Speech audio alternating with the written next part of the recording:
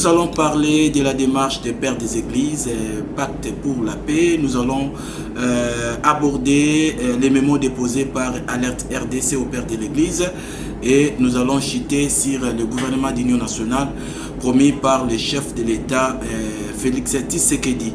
Pour aborder ces sujets, nous avons dans ce studio Jeff Pambi, administrateur principal de Alerte RDC. Vous le connaissez déjà, un habitué de cette émission, avec qui nous allons essayer d'analyser autour de ces deux sujets. Jeff Pambi, bonjour. Bonjour. Je viens d'aborder la démarche entreprise par les pères de l'Église catholique et SSC sur la paix en République démocratique du Congo, mais d'emblée, nous apprenons que cette démarche n'avait pas été autorisée par les chefs de l'État. C'était plutôt une initiative des pères de l'Église eux-mêmes. Comment vous analysez les propos ou ceux qui voient que les chefs de l'État n'étaient pas inclus dans cette démarche? Bon, moi je pense qu'il n'y a ni contradiction, ni quoi que ce soit dans cette affirmation, ce qui est tout à fait normal. Et je ne crois même pas que... j'ai entendu ce bruit-là depuis dans les réseaux sociaux, dans certains médias et consorts, mais moi je pense que ça, c'est un peu... ce qu'on appellerait une bassesse d'esprit ou une petitesse d'esprit quand même, ou d'intelligence. Ni le chef de l'État, ni le père de confession religieuse, personne n'a jamais dit que c'était une initiative du chef de l'État. Personne n'a jamais dit que le chef de l'État devrait ou avait autorisé en tant que tel cette initiative, ou que ça serait l'initiative d'une certaine manière, je viens de le dire, du chef de l'État. Non. Nos pères de confession religieuse, SSC et Senko, ont été clairs là-dessus. Ils ont lancé l'initiative pour mettre ensemble les filles et fils de ce pays. Mais compte tenu de l'ampleur du problème qui se vit dans notre pays, il a fallu que cette initiative soit vulgarisée, soit comprise de tous, et une initiative de telle ampleur, il est de bonne loi que les pères de confession religieuse qui n'en sont pas à leur première initiative du genre pour amener la paix dans notre pays, puissent d'abord rencontrer le premier d'entre nous pour lui présenter leur point de vue. N'oublions pas, et on ne doit pas rougir de les dire, ce sont des choses qui peuvent arriver et qui nous sont malheureusement arrivées, que sur terrain, nous avons manifesté une certaine faiblesse pour la protection de notre espace territorial national, où l'ennemi, renforcé par tous les mécanismes internationaux, s'est avéré être plus fort que nous, il faut le dire, et a gagné beaucoup de terrain. Et au-delà de cela, l'ennemi utilise certains de nos compatriotes qui s'allient aux ennemis pour des raisons qui leur sont propres et qui se dressent contre le pays. Et voyant l'état, l'ampleur des dégâts que cela cause, imaginez combien de pertes on a emmagasinées en vies humaines, parce que c'est ça d'abord qui compte, le plus au-delà de tout. Et au-delà de vies humaines, regardez en termes d'économie et de sécurité de manière globale. Notre pays, aujourd'hui, il y a des pans entiers d'une dimension beaucoup plus que certains États du monde qui sont occupés par des forces étrangères, par l'ennemi. Et aujourd'hui, il n'y a pas à mettre de l'eau dans la bouche, puisque la communauté internationale, de manière ouverte, le dit avant. Il le disait à demi-mot. Mais aujourd'hui, la communauté internationale le dit clairement. C'est le Rwanda qui occupe la partie est, une bonne partie est de notre pays. Et pour cela, vu la réalité militaire sur terrain, nos pères ont considéré que, à leur niveau, ils pouvaient initier une démarche qui va tendre à créer une sorte de front commun en interne pour essayer d'éviter d'ouvrir de brèches à certains de nôtres qui seraient tentés d'aller rejoindre la partie adverse.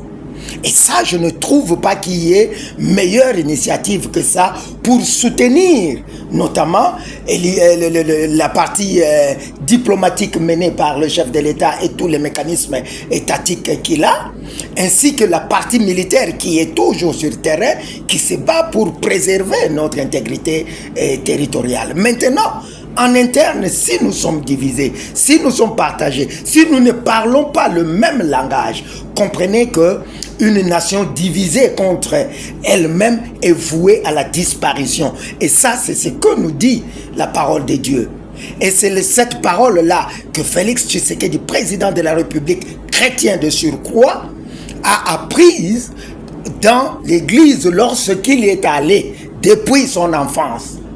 Et maintenant, nos pères nous disent, venez, restons ensemble et voyons comment est-ce que nous pouvons mettre des stratégies, du moins en interne, pour contrer l'adversaire, ou je ne dirais pas l'adversaire, l'ennemi, et qui c'est prévaut tout ce que vous savez. Donc, c'est tout à fait normal et que nos pères, ayant vu le chef de l'État, et vous connaissez ce que le chef de l'État leur avait répondu.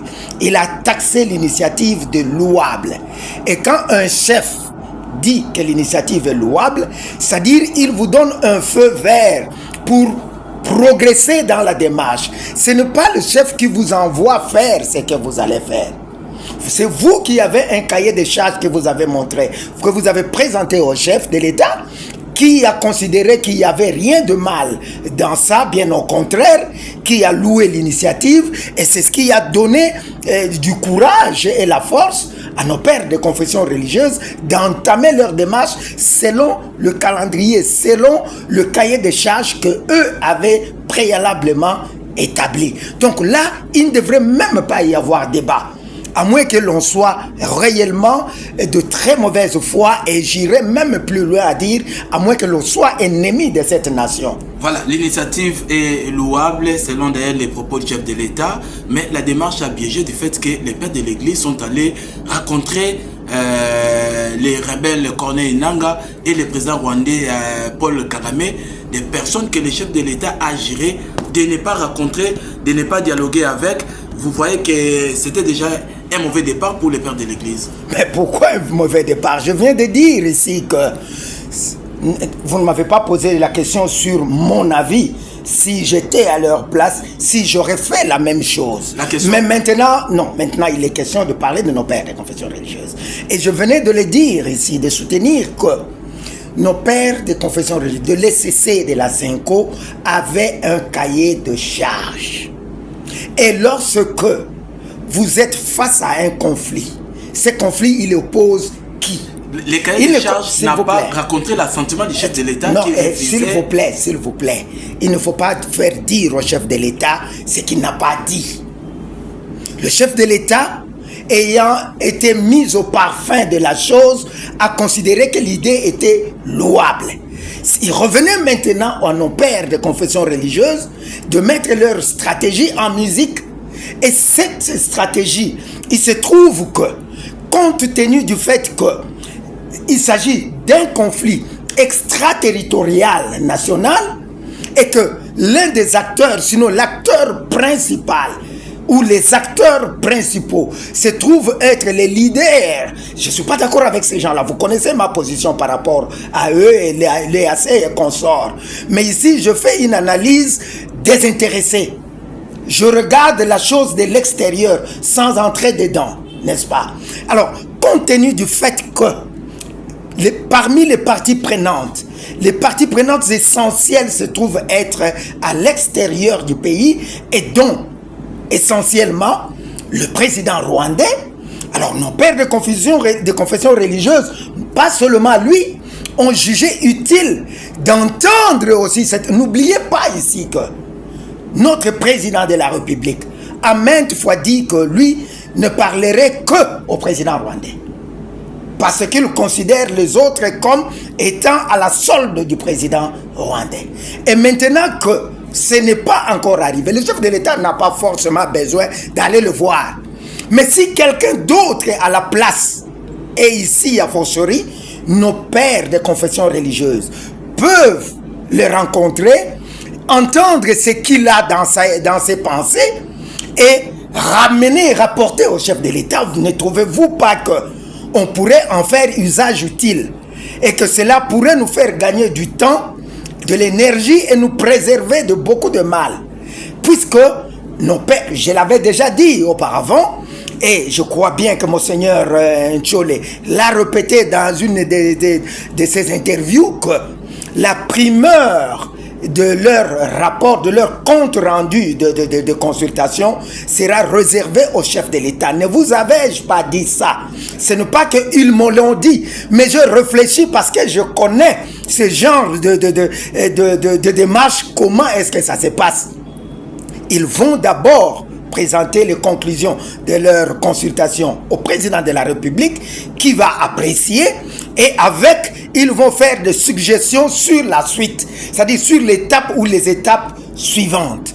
C'est alors que nous verrons jusqu'où nous allons aller. Mais je pense que, puisqu'ils l'ont déjà fait et que cela ne devrait plus faire objet de débats inutiles, parce que cela ne nous avance à rien. Aujourd'hui, ils l'ont vu. Ils ont vu ce qu'ils ont vu. Attendons voir les conclusions qu'ils donneront, qui sortiront de ces entrevues.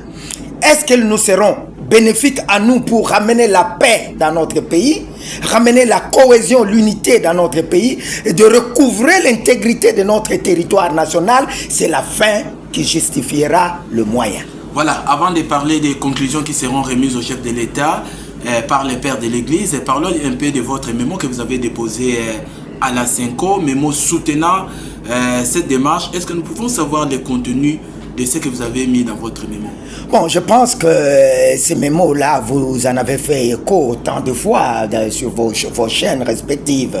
Et il s'agit ni plus ni moins du plan de contingence rendu public par Alerte RDC depuis octobre, je crois, si je ne m'abuse, oui, 2023. Révisé justement, le plan de contingence d'Alerte RDC pour éviter le chaos à la RDC. Ne sommes-nous pas aujourd'hui dans un chaos chez nous? Bien sûr que nous le sommes. Et si autrefois on nous avait écoutés, et si autrefois on avait pris soin de ne pas jouer les capoué-poué comme on avait dit, parce que par moment on a honte ou on se gêne.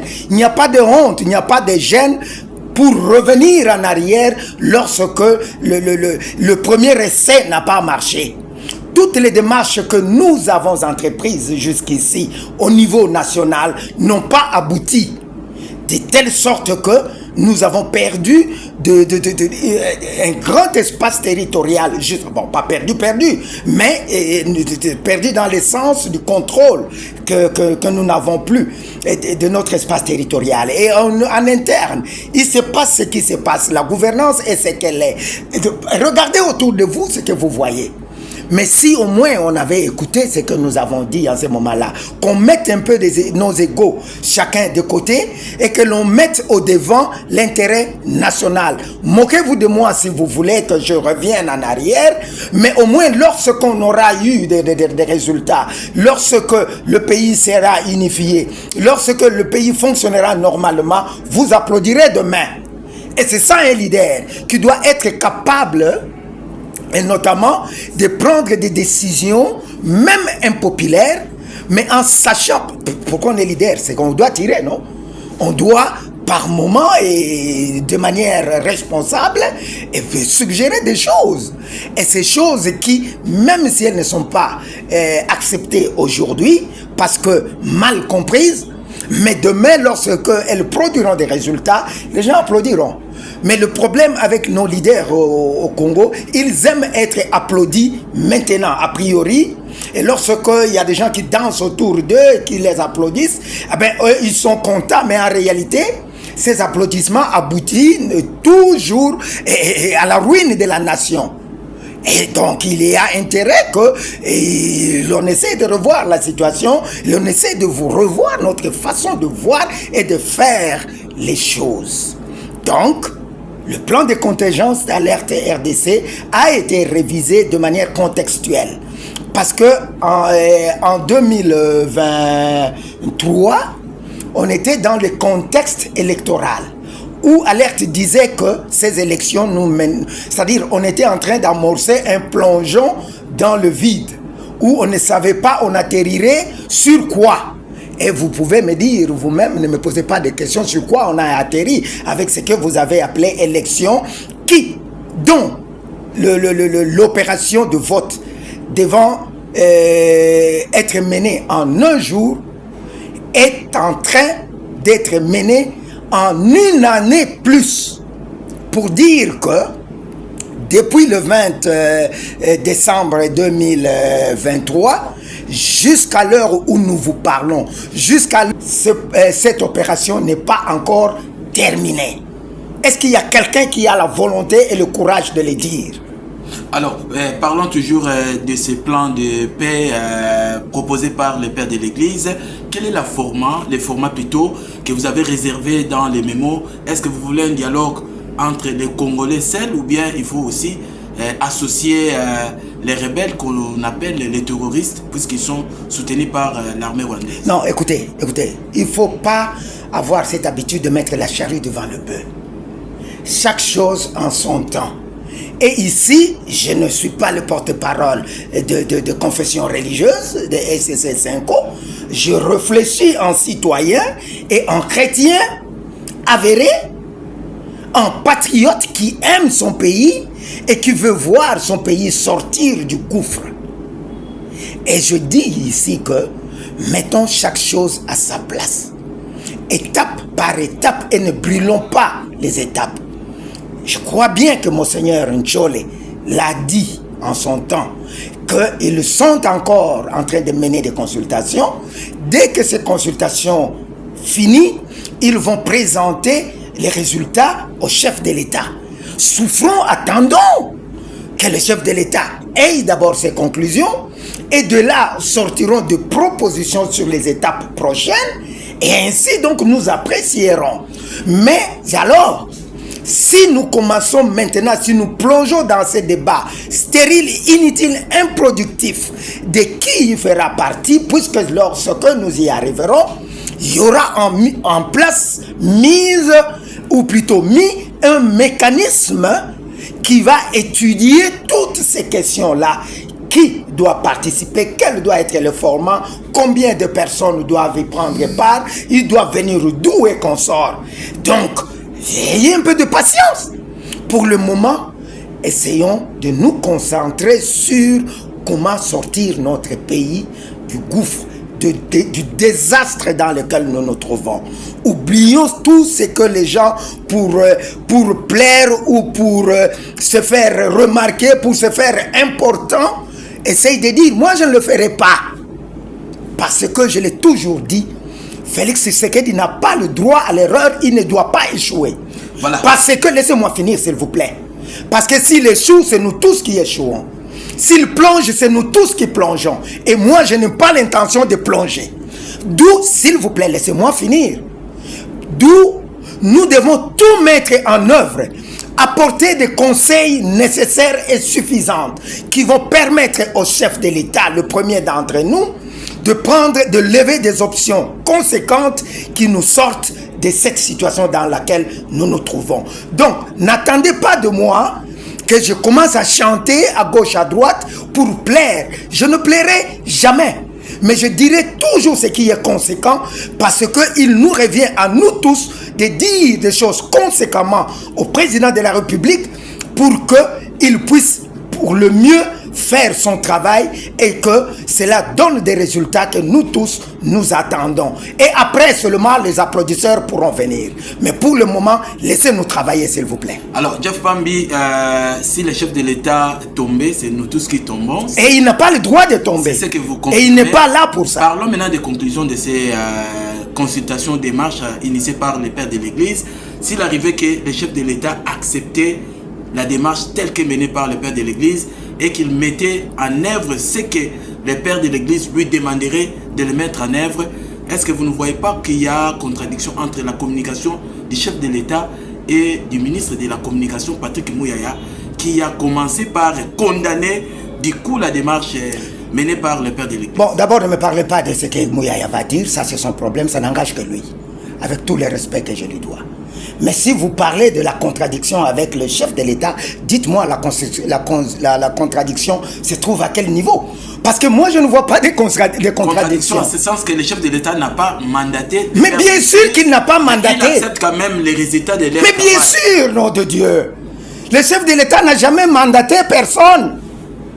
Ce sont nos pères de confession religieuse qui ont pris l'initiative et sont allés voir le premier d'entre nous, le garant du bon fonctionnement des institutions, le garant même de la nation, de l'unité de la nation, pour lui dire que voilà, président, nous voulons apporter notre contribution à vos efforts de pacifier notre pays, d'unir notre pays. N'est-ce pas que pendant la Noël ici, le chef de l'État, dans son message de vœux, a parlé de la cohésion nationale, de l'unité nationale. Et comment est-ce que cette unité et cohésion nationale vont-elles se matérialiser si dans la pratique, rien n'est fait? Au contraire, voilà que nos pères de confession religieuse, répondant à la volonté du chef de l'État, ont initié cette démarche et sont allés le voir pour dire voilà ce que nous apportons comme contribution. Le chef de l'État ayant vu la chose va dire bon, moi je trouve qu'il n'y a pas de mal dans ça. Et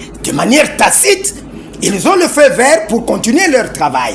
Et ils ont fait, et soyons patients. Nous avons attendu tout ce temps et autant de morts, autant de désastres. Attendons encore quelques heures, quelques jours, quelques semaines, ou je ne sais pas moi quoi plus, et que nous sachions à quel point, à quel niveau nous en sommes, et nous verrons la suite. Mais que de parler de contradiction, il n'y a jamais eu de contradiction, ni dans le propos du chef de l'État, et encore moins dans le propos de nos pères de l'ECC et de la Cinco. Jamais, à moins que vous me les démontriez, mais je peux vous garantir ici qu'il n'y a aucune contradiction entre les propos du chef de l'État, que je soutiens parce que je soutiens sa volonté de voir ce pays se restaurer, de voir ce pays unis et de voir les filles et fils de ce pays en cohésion. Donc, ne pas soutenir cette volonté-là, moi je pense qu'il faudra vous trouver vous-même un qualificatif. Donc, œuvrons tous dans ce sens-là, mettons tous nos égos de côté, que ceux qui sont un peu, je ne sais pas moi, des sentiments un peu endurcis, mettent un peu d'eau dans leur vin et considèrent que la vie de la nation est en jeu et qu'il nous revient à nous tous de contribuer à ce que cette nation regagne sa fierté, regagne sa puissance d'autrefois et que cette nation redevienne compétitive parmi les nations du monde. Alors si il advenait que les pères de l'Église, parce qu'ils sont les pères des églises, parce qu'ils sont des ambassadeurs dédiés, recommandaient au chef de l'État de négocier avec les terroristes du 1-23, Corneille Nangaa, vous estimez que le président de la République va du moins accepter au nom de Dieu? Écoutez, ça c'est trop simpliste, cette réflexion. Écoutez, moi je ne suis pas dans ces choses-là. Parlez-moi de tous ces noms que vous pouvez citer là. Moi je considère ça comme des détails de l'histoire. La vraie histoire ici est que la RDC est en difficulté. Nous devons tous unir nos énergies pour nous sortir de ces carcans dans lesquels nous nous trouvons. Et se rabattre jusqu'à ce niveau en parlant de citer des noms et consorts. Nous sommes tous passagers dans ce monde. Personne ne restera éternel. Un jour ou l'autre, nous passerons tous. Mais cette nation devra demeurer. Et pour qu'elle demeure, il faudrait que nous commencions à voir la chose grande, à voir la chose globale. Et considérer toute personne physique comme un détail. Toute organisation ponctuelle comme un détail qui passera. Seule la RDC doit subsister. Et pour qu'elle subsiste, afin que nos enfants ne nous pointent pas du doigt et ne nous fassent pas un doigt d'honneur un jour, permettez-moi, il faudrait que nous y réfléchissions encore deux fois et que nous acceptions de mettre notre fierté personnelle de côté.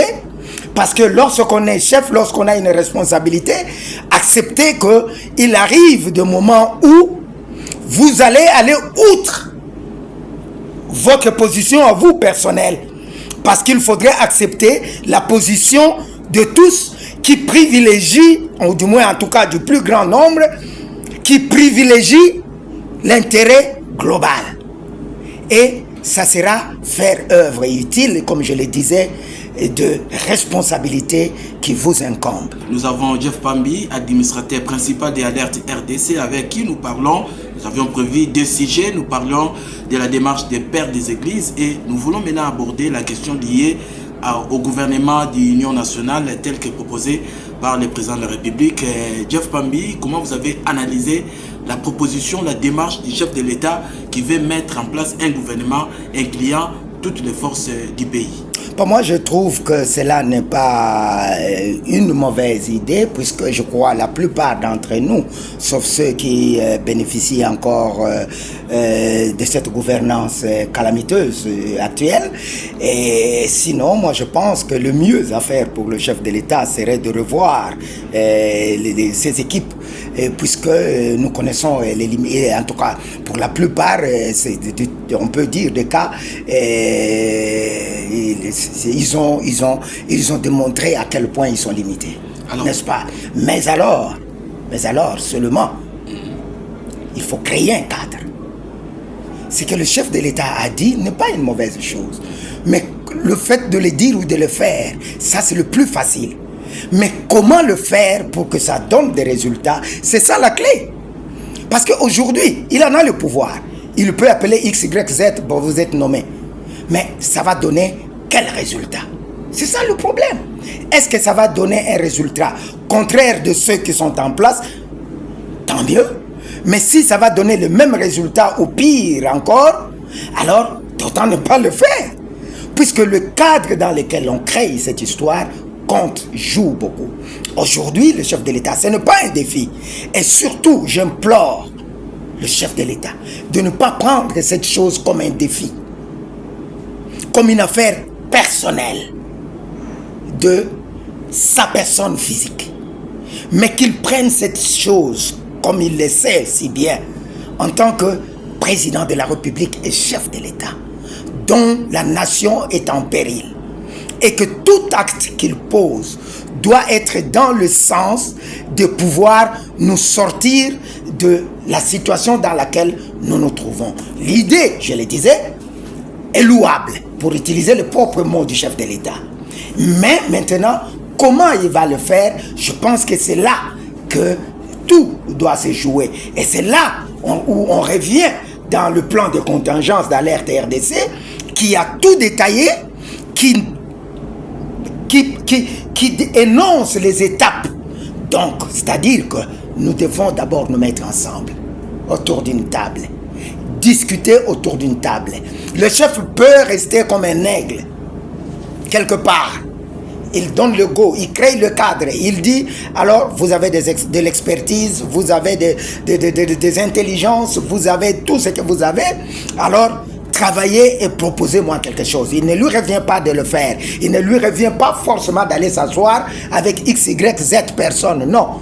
Mais il suffit de créer le cadre, que les gens outillés puissent faire le travail, réfléchir de manière conséquente, je le disais, et de lui ramener les résultats de ses réflexions. Et sur base des résultats de ses réflexions, le chef de l'État peut mettre enfin une équipe gouvernementale en place qui nous amènerait, selon le plan de contingence d'alerte RDC, en une période de transition. Pourquoi cette période de transition que Alerte RDC, depuis plus d'une année, a suggéré de 3 ans?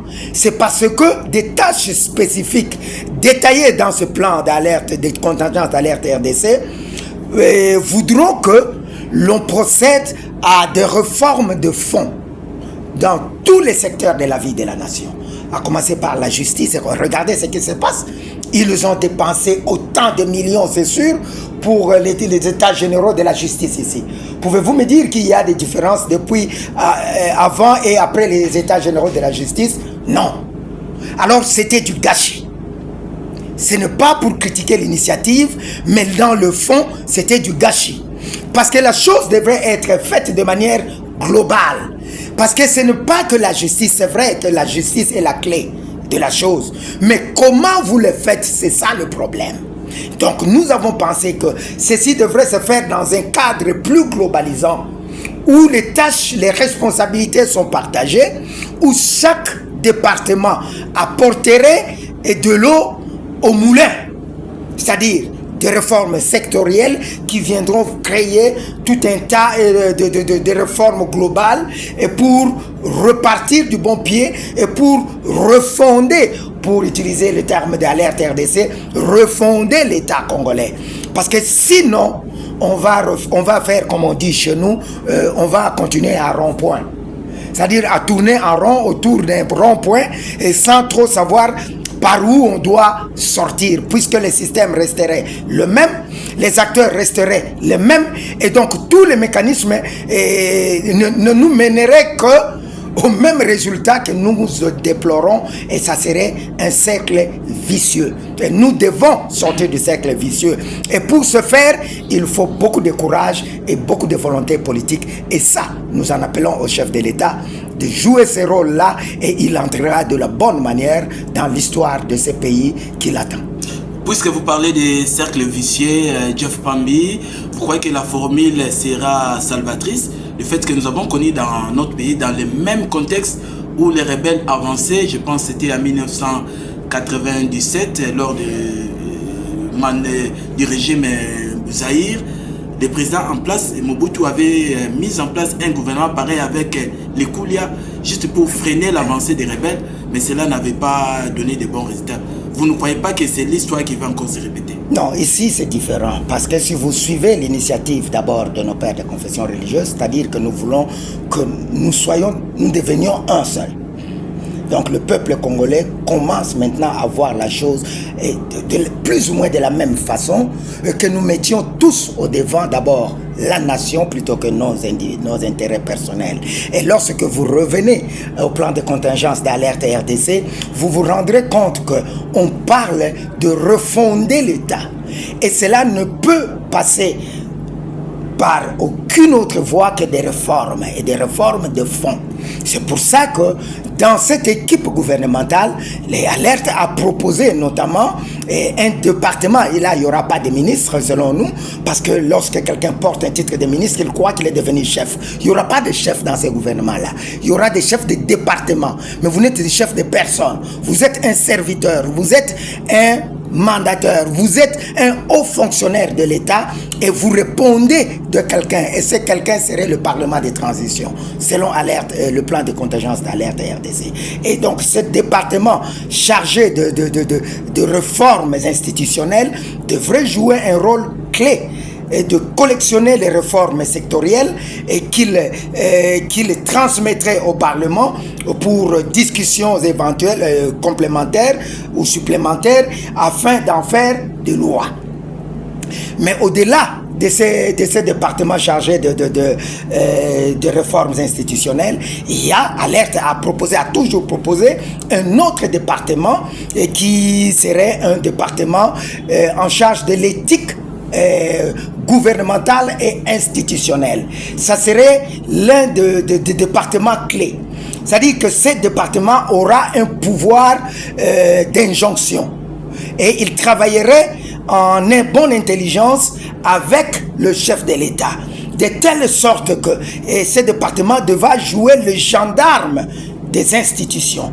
Lorsque vous êtes soupçonné de malversation, de manquement à vos responsabilités, tout de suite ce département se saisit et vous paralyse. Je ne sais pas si vous saisissez bien mes mots.